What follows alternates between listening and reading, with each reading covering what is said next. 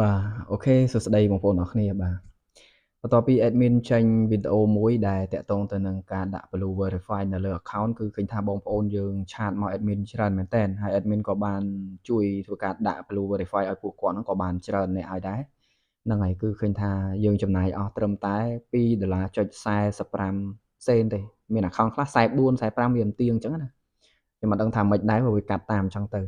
វាតាមហាងឆេងដុល្លារឡើងចុះអញ្ចឹងទៅបែរភាគច្រើនគឺ$2.45ក្នុងមួយខែអញ្ចឹងណាហើយសម្រាប់ថ្លៃសេវាជាមួយ admin គឺធូរថ្លៃមែនទែនបងប្អូនបាទគឺ admin ទទួលដាក់ឲ្យគឺធូរថ្លៃមែនទែនតែបើសិនជាបងប្អូនចង់ទិញជាកញ្ចប់មេរៀនដើម្បីយកទៅរៀនដាក់ខ្លួនឯងហើយអឺអាចទៅដាក់ឲ្យគេបានបងប្អូនអាចទិញមេរៀនពីខ្ញុំបានខ្ញុំមានមេរៀនណាអញ្ចឹងបងប្អូនបើចង់បាន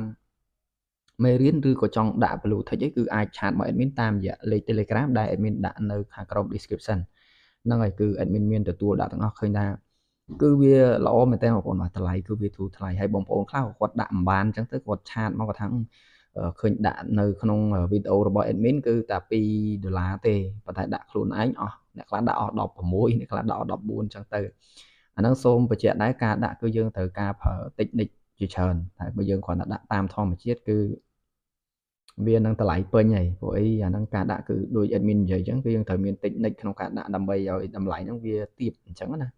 ចុះមកបងប្អូនចង់ដាក់ឬក៏ចង់រៀនអាចតាក់ទងមក admin បានតាមរយៈលេខ Telegram គឺ admin បានដាក់នៅខាងក្រោម description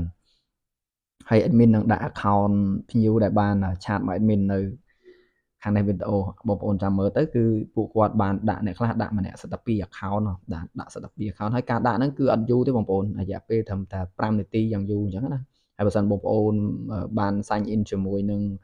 អឺ Meta Pay រួចហើយគឺលឿនបំផុតហ្នឹងហើយកុំឲ្យ admin ចូលទៅពិបាកដាក់ហើយ admin សូមបញ្ជាក់ម្ដងទៀតសម្រាប់បងប្អូនដែលបង្កើត Meta Pay ខ្លួនឯងកុំ copy address ពី admin ទៅទៀតណាបងប្អូនអាចចូលទៅប្រទេសមួយហ្នឹងដើម្បី copy address យកមកដាក់ផ្សេងទៅតំបន់ផ្សេងទៅកុំឲ្យវា spam ហ្នឹងហើយព្រោះឃើញថាបងប្អូនដាក់តាម admin គឺច្រើនខ្លាំងមែនទែនអញ្ចឹងវាធ្វើឲ្យ spam បងប្អូនអញ្ចឹងបងប្អូនអាចដូរ address ទៅសម្រាប់ប្រទេសគឺយើងដាក់នៅដដែលទៅ